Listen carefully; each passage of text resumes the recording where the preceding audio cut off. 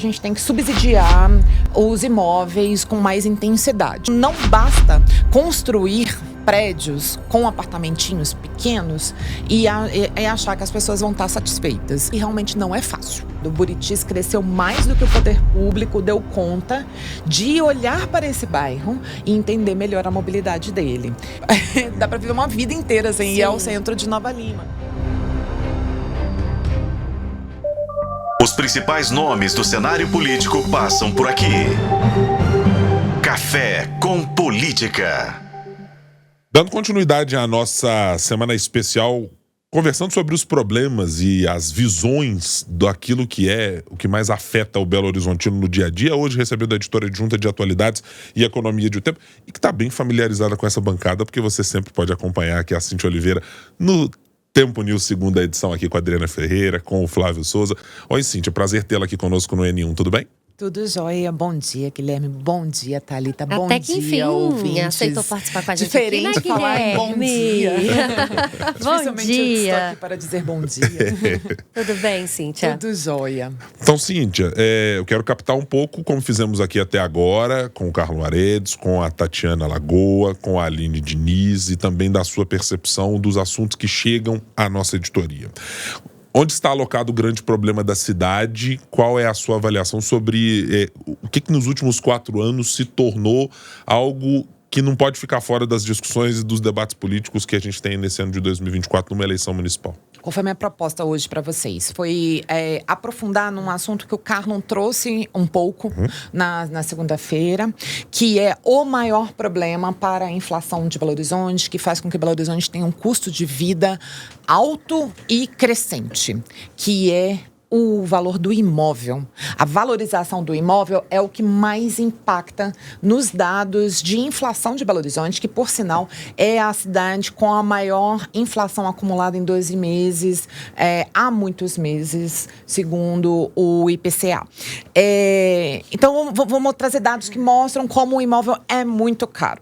Um levantamento da Loft, da imobiliária Loft, a partir de transações feitas entre janeiro e junho deste ano, ou seja, gente que comprou imóvel efetivamente, que tem lá no cartório isso demonstrado, mostrou que o bairro mais barato para você comprar um imóvel em Belo Horizonte é o bairro Jaqueline, na Zona Norte, né?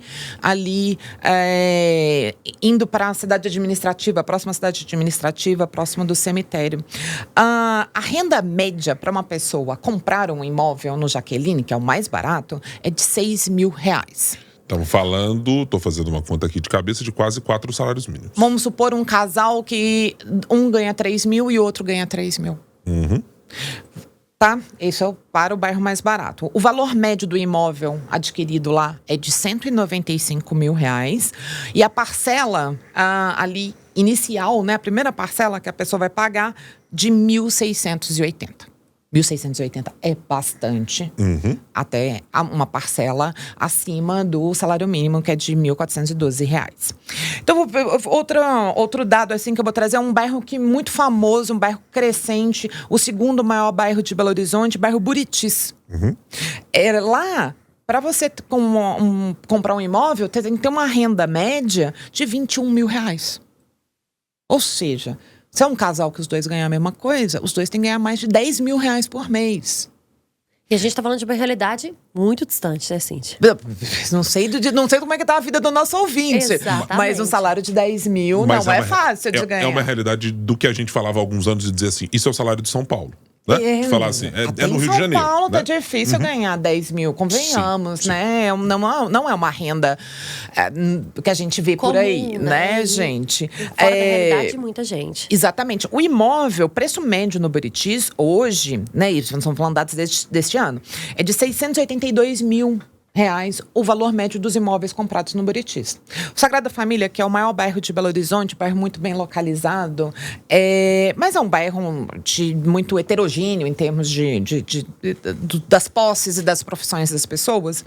Lá no Sagrada Família, a renda média é de 14 mil. Ou seja, então, pensando aí num casal, cada um ganhando 7 mil. Muita coisa. O valor médio dos imóveis comprados no Sagrada Família é de R$451 mil. Aí eu quero mostrar para vocês como isso é difícil, como não é fácil. Eu fiz uma simulação na Caixa. Porque lá na Caixa tem um site, né? Que você faz a simulação de quanto você tem para dar de entrada e tal. Ela olha ali para você com FGTS, né? você pode FGTS, você faz todos os seus cálculos. Então eu fiz ali uma simulação para um imóvel de 420 mil. Um imóvel razoável para você morar no Sagrada Família, né? Com 100 mil de entrada. Imaginar que é um casal aí que tá guardando dinheiro há um tempão no FGTS. 100 mil de entrada de FGTS. Para 420 meses. As parcelas somadas depois, gente, depois com aquele tanto de juros, para vocês terem ideia, o imóvel de 420 mil, se você somar todas as parcelas, vai dar 973 mil reais. Jesus, ou seja, muito mais do que o dobro, né? E aí nós estamos fazendo essa simulação, a parcela ficou em R$ 3.461. Parcela. A parcela do imóvel. Isso é o que você tem que ter. É o que tem pra além pagar. de todas as despesas que uma família tem. Exatamente. O condomínio, né? É isso. E aí, Cíntia, se alguém tinha dúvida de que é difícil demais ter a casa própria, de morar, e de que é um ponto que precisa ser olhado com atenção, sim, né, para os próximos comandos da Prefeitura de Belo Horizonte, eu te pergunto, né, depois de toda essa avaliação, o que um prefeito precisa fazer para atrair uma moradia que seja acessível na cidade, mas que tenha um planejamento e que converse com outros pontos tão importantes? Perfeito. Há muito tempo, já há alguns anos, há mais ou menos 2, 3 décadas, nós temos noção de que a gente tem que subsidiar os imóveis com mais intensidade, né? Então, Belo Horizonte passou a ter alguns condomínios, né? Especialmente nos últimos 25 anos, passou a ter condomínios ali com moradia popular, especialmente depois do Minha Casa Minha Vida, passou a ser mais acessível, as pessoas passaram a entender melhor como se funciona o subsídio. Mas por que só isso não resolve? Vamos lembrar, eu já fui em algumas ocupações e conversei com as pessoas das ocupações. Por que as pessoas das ocupações falam assim, eu vim aqui, ocupei e montei minha casa e tal. A principal reclamação delas era eu não vou morar num cubículo de 40 metros quadrados com a minha família. Eu quero uma casinha que não precisa ser grande, mas eu quero um quintalzinho, eu quero plantar couve, eu quero ter um cachorrinho, sabe? As pessoas, elas querem ter um mínimo de conforto. Então, não basta construir prédios com apartamentinhos pequenos e achar que as pessoas vão estar satisfeitas. E muitos desses condomínios estavam sendo construídos muito longe. Também, as pessoas também não querem ficar a vida inteira dentro do ônibus, especialmente numa cidade com uma mobilidade muito difícil como Belo Horizonte. Então, tem que encontrar soluções. Uma solução interessante que a prefeitura tem feito ela tem trabalhado ali uma ideia de parceria, né, público-privada para construir condomínios em que as pessoas vão dar opinião. A ideia é que os movimentos populares deem opinião de como vai ser esse condomínio. Que é o que eles pretendem fazer ali na Lagoinha. Isso é interessante, que os movimentos populares possam dar os seus pitacos, porque daí não é uma coisa que vem de cima. O que sempre aconteceu na construção civil nos últimos anos é que as construtoras têm uma ideia do que as pessoas precisam e as pessoas têm que se adaptar a elas. É como se todo mundo vivesse naquela lógica de não, todo mundo trabalha o dia inteiro, passa pouco tempo em casa, então a casa pode ser pequena. Na cabeça das construtoras, e boa parte delas tem sido assim. Não é uma realidade do dia a dia. Perfeito. Tem gente que prefere pagar mais caro, muito mais caro, para morar numa casa sem habites, ou seja, sem as coisas formais, prefere morar num aglomerado, pagando mais caro para morar num aglomerado do que ter a casa própria no Minha Casa Minha Vida. Por quê? Porque ela quer localização. Porque ela quer aquilo que eu falei, como ela quer plantar, tem que ter uma hortinha, porque ela quer seus pets. Então, assim, a gente tem que ouvir as pessoas e entender. E aí, realmente, não é fácil. Não é fácil. E outra coisa, gente, olhar para os prédios abandonados, a gente não só no centro, mas olhar que tem também em bairros nobres, especialmente bairro Floresta, bairro Carlos Prates, Lourdes, Santa Teresa ainda Santa tem. Teresa. São bairros muito nobres, cheios de imóveis fechados, em que é possível você dar solução para eles. Aí eu vou te perguntar, Cíntia, porque é uma questão colocada como solução, em geral, em grandes cidades, que é aumentar a verticalização. Lhe parece, e das conversas que você teve, das reportagens que fez e de tudo que acompanhou, que verticalizar bairros fora da região Centro-Sul, fora do Buritis, como acontece, por exemplo, com o bairro Castelo, né? Que é eminentemente um espaço em que fazer construções maiores se tornou um padrão, pode ser apontado ou é apontado como quem está no mercado como uma solução para esse problema? Aí que tá, quando você vai conversar com os especialistas das universidades, aquela pessoa que não tem nada a ver com o universo da construção civil e tal, há uma crítica. Por quê? Há um impacto nesses bairros que a gente não está levando em conta. A gente está pensando, às vezes, muito da questão da construção civil, da demanda e da oferta, mas a gente tem que entender a mobilidade. Então, você mesmo citou um bairro Castelo, que é um bairro que cresceu bastante em muito pouco tempo. E o que acontece? O bairro inteirinho sai, todo mundo mais ou menos no mesmo horário. Você tem uma questão de trânsito bem complicada. O bairro Buritis está aí para dar esse não exemplo. tanto quanto o Buritis. Porque o Castelo tem mais saídas, né? O Buritis tem um enorme problema que é você concentrar o movimento todo na Mário Werneck, que é uma avenida muito curta, de 2 pistas, né, de cada lado. E aí complica a vida de todo mundo. Eu acho que... O que acontece? Você é construtor, você está preocupado ali com o pedacinho de terra que você comprou para construir. Você, morador, está preocupado em conseguir um bom apartamento. Mas o poder público tem que olhar para a questão do planejamento desse bairro. E aí que eu acho muito complicado. O Buritis cresceu mais do que o poder público deu conta de olhar para esse bairro e entender melhor a mobilidade dele. O que está acontecendo agora em Nova Lima? Né, com a Vila da Serra e tudo mais, que é muita gente sem dar conta da questão viária, que Nova Lima agora vai ter que estar aí, pensando, falando que vai mudar, que vai fazer. E aí a gente depende dessa realização do planejamento ali para poder resolver, que eu sinceramente acho que não vai resolver muito, vai continuar muito lotado. E a gente volta assim, numa questão que a gente está falando com todo mundo aqui diariamente. Tem a questão da conversa que é necessária entre os municípios de Nova Lima e Belo Horizonte, por exemplo, que dividem áreas ali. Nós recebemos candidatos à prefeitura de BH e de Nova Lima que falavam sobre responsabilidade de áreas ambientais, por exemplo, das cidades. Isso é BH, isso é Nova Lima, mas Belo Horizonte não faz, mas é Nova Lima quem não dá continuidade. Isso vale também para a questão de moradia, né? A conversa mostra que é importante quando um Belo Horizonte e Contagem finalmente parece que se entenderam em relação a Tereza Cristina, por exemplo. Foi durante tanto tempo, tantas gestões e tal, até que chegou uma certa hora e falou assim, gente, vamos sentar, vamos conversar e vamos entender que a responsabilidade é conjunta e vamos chamar o Estado para conversar também. E aí, no momento que se conversa, você consegue pensar melhor nas obras necessárias. A gente não tem ideia ainda se deu conta, porque não choveu ainda daquele jeito que a gente conhece. Mas aparentemente já é uma solução, um problema que está se resolvendo, né?